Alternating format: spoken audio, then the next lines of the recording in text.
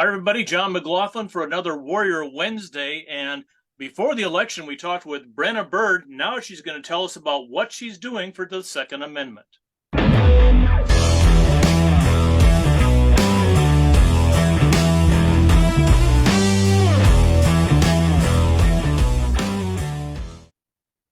Attorney General Brenna Bird is with us. And why don't you just talk to Iowans directly? You did a great job at our Second Amendment Day. You are definitely doing what you said you were going to do and going after this administration on anti-Second Amendment. Well, that's right. It was awesome to be there on Second Amendment Day and to see everybody there, people who care about the Second Amendment like I do. And we have gotten right to work. We went ahead and filed an amicus brief in New York because New York has a law saying that people can't have guns in houses of worship. And there was a lawsuit filed by some pastors, some Second Amendment supporting pastors, because they should be able to have their firearms. So we filed a friend of the court brief there. We joined the lawsuit on the stabilizing pistol braces. That is a really big one, John, that I think is really worthy of some discussion, right? Because what we have is the ATF just getting out of control, and they're criminalizing something that was 100% legal and approved by the ATF for 10 years. And it will be a felony come May 31st to have a brace, not even a gun, just a brace that isn't registered. That's the very definition of undermining the rule of law and legislating through the administrative agency of the ATF. It's wrong, and we're going to court to try to stop it.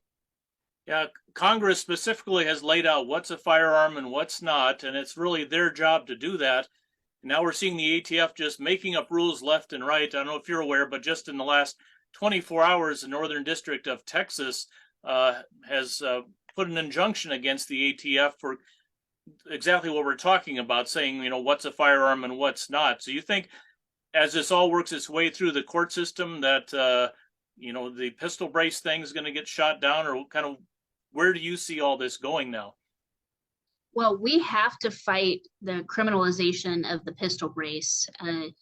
I don't know what our court will do. It's always hard to predict what a court will do, but I do know that if we don't work hard and fight, we can't win in court. So we're taking them to court, and we'll be on the lookout for other times that the ATF steps outside of their role to hold them accountable.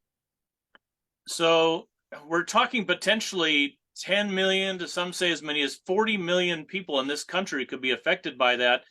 And I know just from some insiders that maybe less than 1% of the pistol braces have actually been registered so far. So Iowans, the whole country is watching to see what's going to happen here.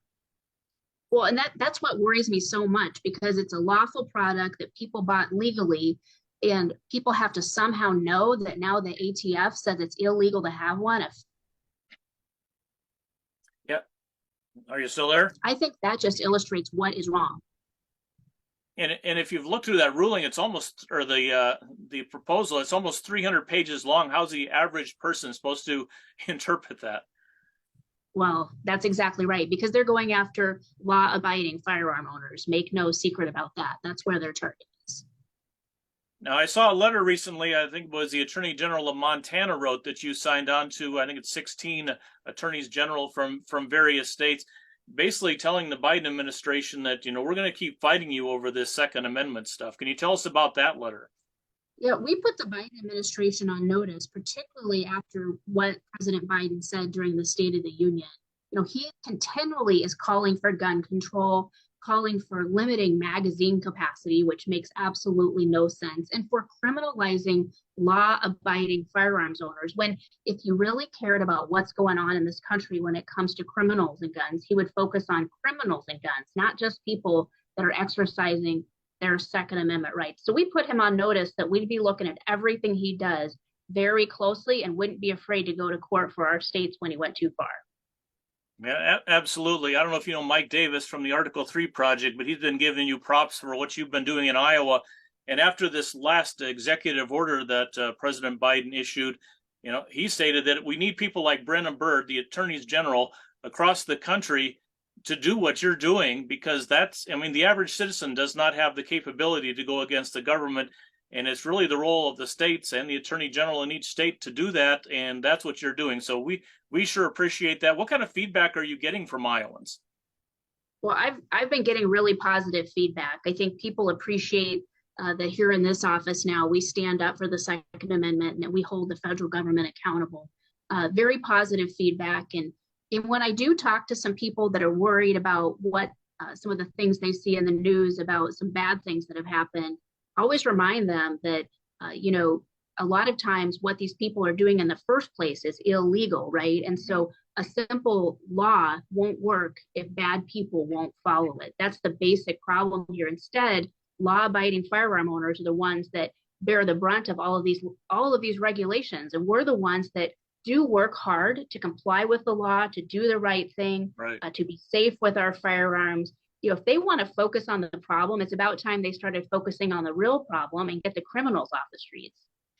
Yeah, not to mention the criminals off the streets, but all those that are coming over the southern border now. Right.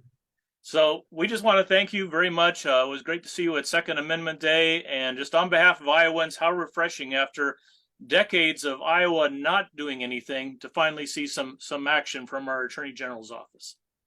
Oh, thank you. I'm so glad to be able to serve in this role and to be a lookout for our Second Amendment here in Iowa. All right, Brenna Bird, Attorney General of Iowa, thank you once again for joining us on Warrior Wednesday, and stay in the fight.